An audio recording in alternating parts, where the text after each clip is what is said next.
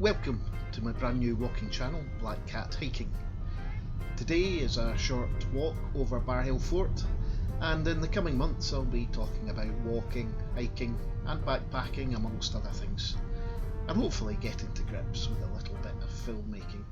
If you enjoy this content, please leave a like or subscribe, and without further ado, we'll get on to the walk. Thanks for watching.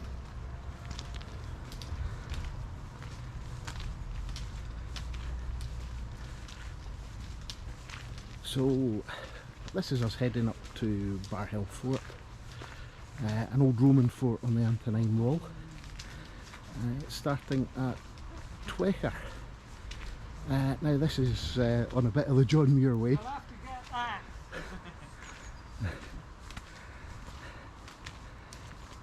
And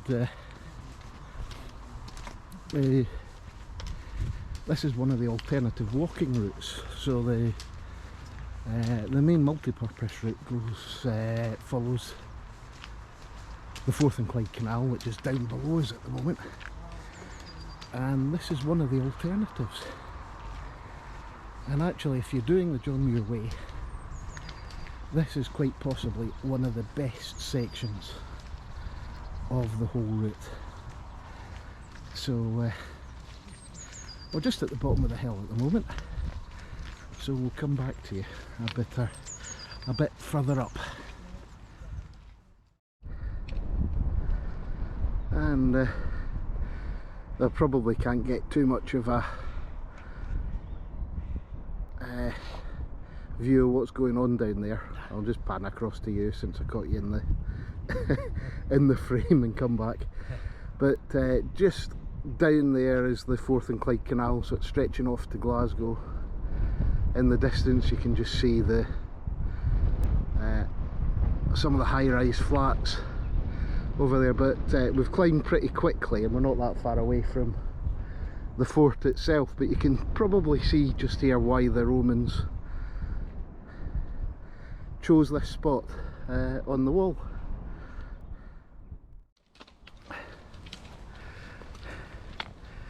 This is us on the approach to the fort, and you can just see the trees ahead there, all within the boundary of Barhill Fort.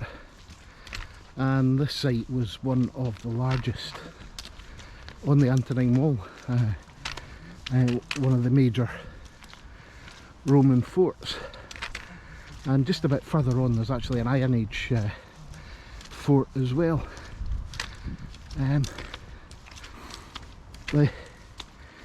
The John Muir Way itself goes right through this, and there's a number of quite useful information boards on the site as well. The John Muir Way, if you don't know, is a long distance path that runs all the way from Helensburgh in the west right across central Scotland to Dunbar. And quite remarkably, for such an urban area, and bearing in mind we're only maybe about 15-20 minutes away from Glasgow here, the path goes through some pretty remote and special areas. So this is the southwest corner of the fort itself, and even you can see here just how big an area it actually covered. We'll have a quick look at the information board here.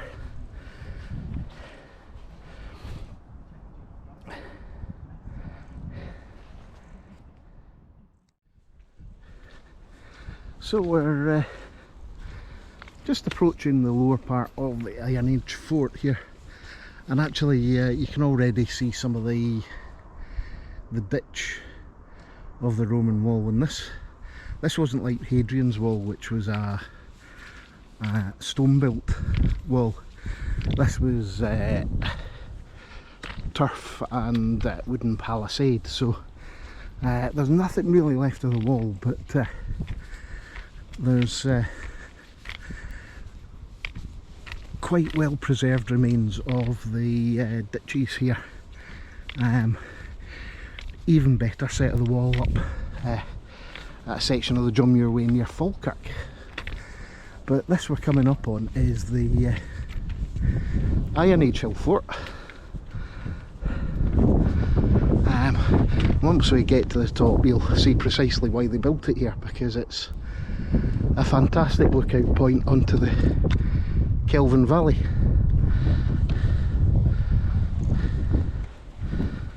And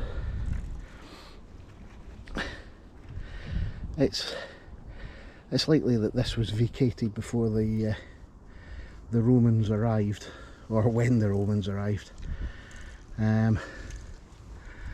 But it's a fantastic site, and we'll just head up to the trig point on the top now, and I'll try and do this without falling over, as the sides are quite steep. But the Kelvin Valley at this point is actually pretty wet and damp. And back in the Roman times, it was quite possibly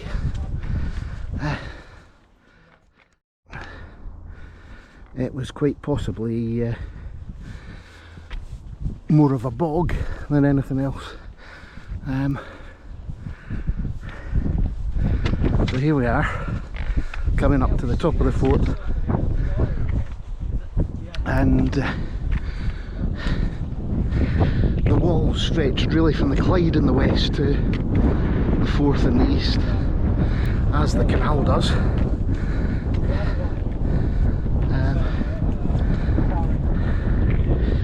And what we'll do is we'll just pan round so you can see the whole of the Kelvin Valley here, and the delightful sight that is Kilsyth over there. It's not the prettiest town in the world, but there are some fantastic views. The hills you can see in the background of the Campsie Fells, and they really stretch up towards Killern and Strathblane, and they all run almost all the way down to the edge of Falkirk in the east. This side they look great, but they're a bit of a bog on top. They're and quite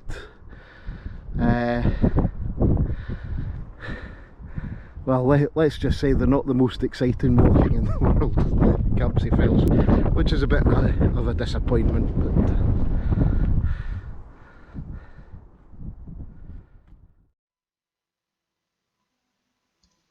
the Roman fort here was one of around 16 on the Antonine Wall, and built around 142 AD. The fort was quite uniquely set back from the wall itself. The military road that ran the length of the frontier ran between it and the fort, possibly because the fort predated the wall.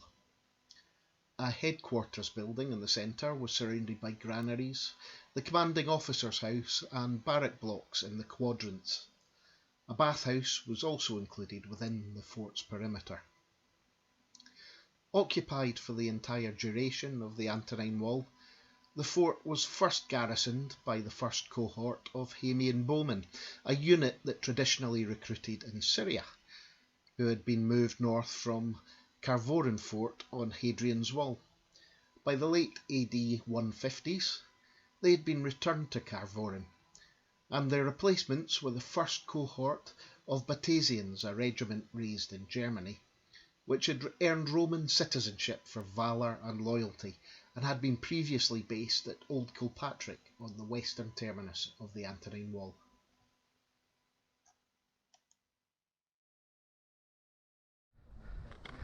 So here you can see the line of the wall that we're walking down, and the ditch on the left hand side, and even after nearly 2,000 years this is quite a substantial earthwork, so you can imagine what it might have been like when the Romans were in situ. And just a bit further ahead, the hill in the distance, that's Kilsyth Hill, and the wall ran straight over the top of that, and up there there's a signal station and another little fortlet. The Antonine Wall was very similar in design to Hadrian's Wall, with the turrets and the fortlets, even though it postdates it by quite some time. And I'm going to sign off here, because otherwise I'll go on my backside coming down this hill. Two raised expansions, which can still be seen attached to the south face of the Antonine Wall rampart, may have been used for signalling beacons.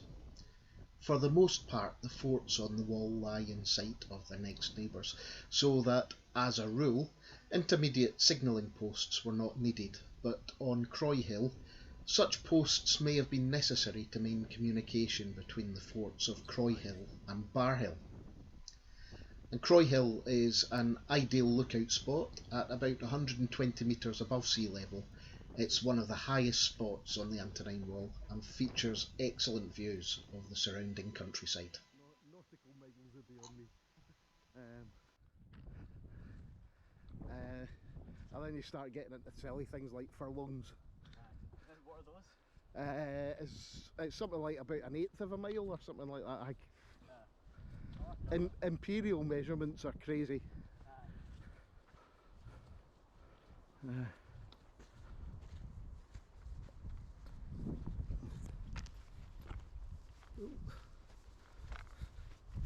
Not keeping this very steady.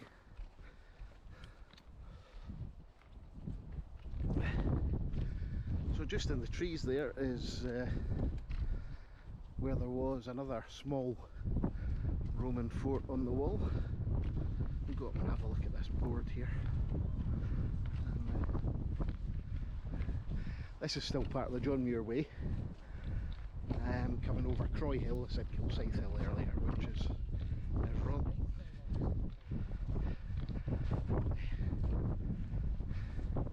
Is it 8 furlongs to the mile? Yeah, that sounds about right.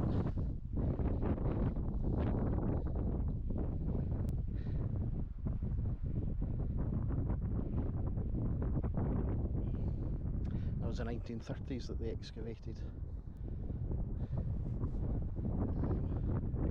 Must have been a tight fit with a couple of hundred soldiers in there. So not the biggest. No. But when you compare it to the size of Barhill.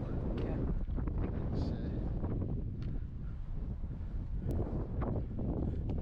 It's, must have been hellish bleak up here for all of.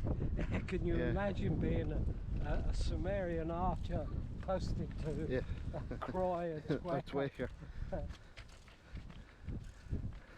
To confront the Trojans. Bogs and midges.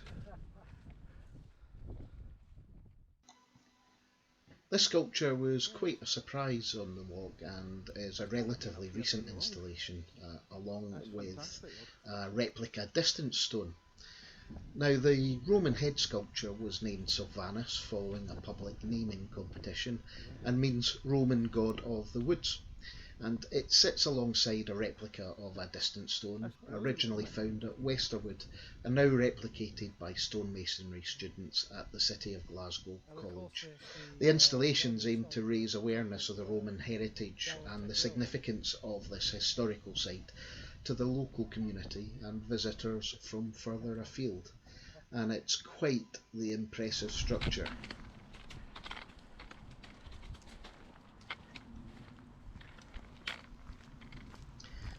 As we dropped down from the hill, the rain started in earnest, forcing us to put on our waterproofs. Fortunately, Auchan Starry Marina wasn't far away, and we were able to stop for lunch in the boathouse, a pub easily accessible from both the multi-purpose route along the canal and the walkers' alternative over Barhill and Croy Hill. The marina is busy here, filled with pleasure craft and the typical narrow boats which are so familiar on Britain's canals. It's wonderful to see the canal in use like this. As I was growing up, it was derelict and overgrown, but now is one of the most important amenities in central Scotland, and home to attractions such as the Falkirk Wheel and the Kelpies. Hiya.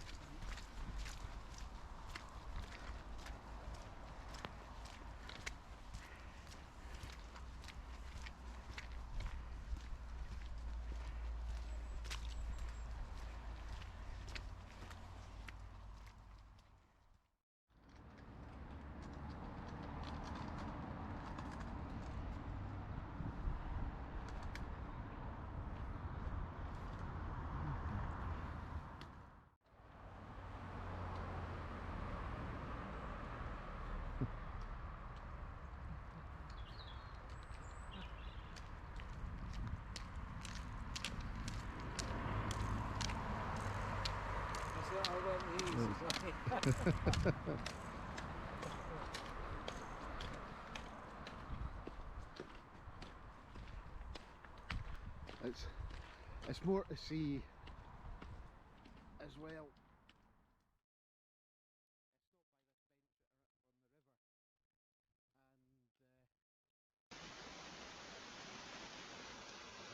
The light was fading quite quickly now as we walked along the canal back to our start point.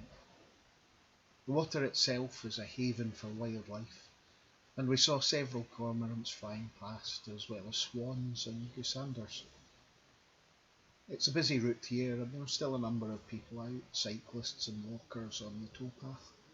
And as well as being the John Muir Way, it's also part of the wider national cycle network, and it's linked into a number of routes nationwide. The start and finish of this walk is in the old mining village of Twechar, just a short distance from the N80, with parking available next to the community centre in the village. Thanks for watching, and if you enjoyed this video, please click the like button and leave a comment below. Hopefully see you all again soon, and bye for now.